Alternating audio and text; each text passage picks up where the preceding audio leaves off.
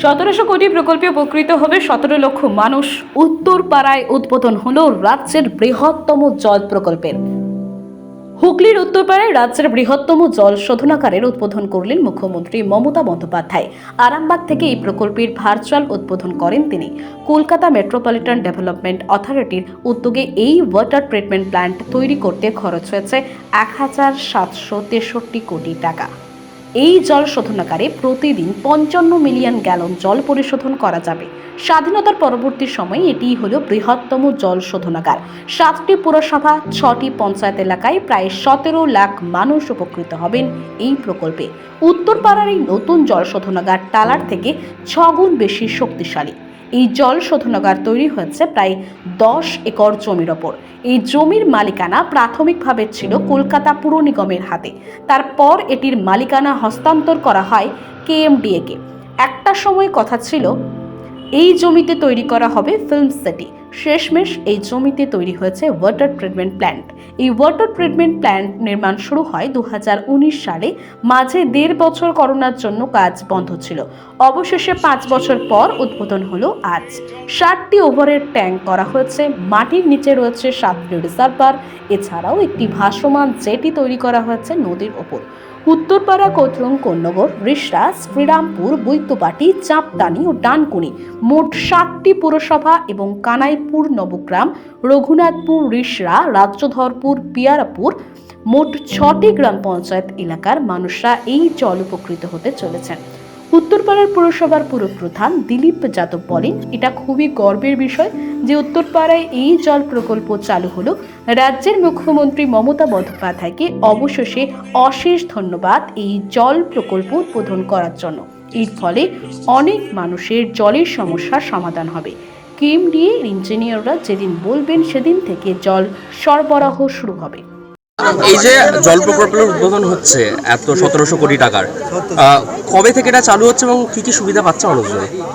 17 লক্ষ মানুষ প্রায় জল পাবেন।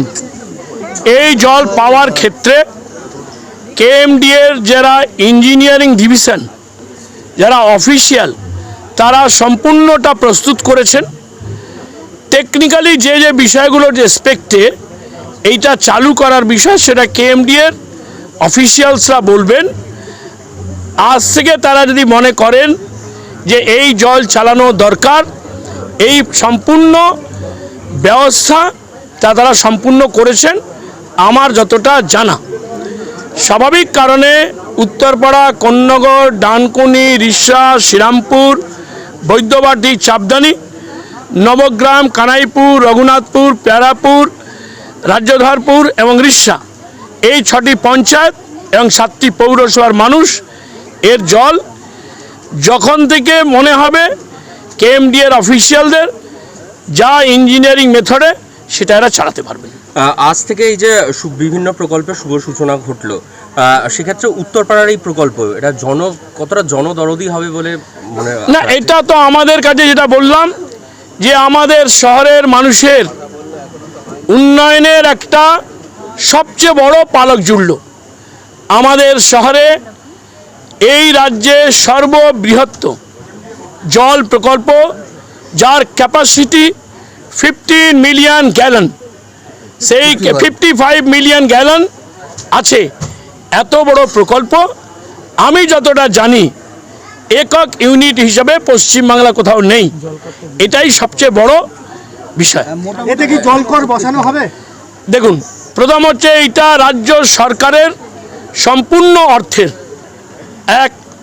দ্বিতীয় কাল হচ্ছে রাজ্য সরকার, আমাদের মাননীয় মুখ্যমন্ত্রী জলকর বসবে কি বসবে না এই বিষয়টা বহুদিন আগে তার মত ইতিমধ্যে বাংলার মানুষকে জানিয়ে দিয়েছেন। নতুন করে এই প্রশ্ন জিজ্ঞেস করে আরও বিশৃঙ্খলা, আরও বিভিন্ন মত পোষণ করা, আপনাদের সংবাদ মাধ্যমের পরিবেশনের ক্ষেত্রে একটু মজা পাওয়ার প্রশ্ন না থাকলেই ভালো।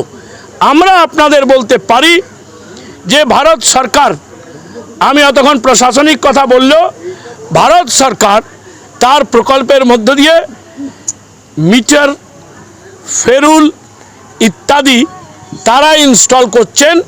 এটাতে কোথাও মানুষ ভাবতে পারেন, কিন্তু আমাদের জনদরদী নেত্রী আজ পর্যন্ত তার এই 13 বছরের সরকারের প্রায় 11 থেকে 24 যে কোনো দিন যে কাজই করেছেন, যতদিন যে কাজ করেছেন, যে পরিকল্পনা করেছেন, মাথায় রেখেছেন মানুষের উপকার, মানুষের প্রয়োজন, মানুষের স্বার্থের কথাই মাথায় রেখেছেন।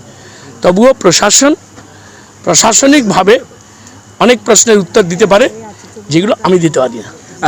এই মুহূর্তে 17 লক্ষ মানুষ প্রায় অ্যাপ্রক্সিমেটলি উপকৃত হবেন according to population which is assessed by this project. একটা ইকো পার্ক হওয়ারও কথা ছিল এই জল প্রকল্প।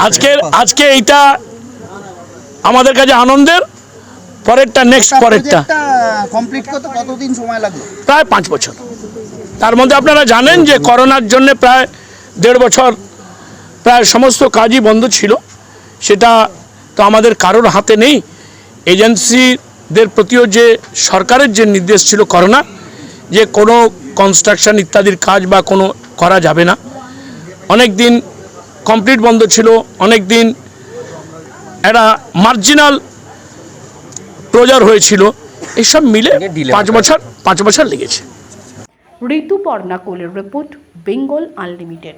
রয়েছে আরও খবর, আর এই খবরের আপডেট পেতে আপনারা সাবস্ক্রাইব করুন এই চ্যানেলটিকে।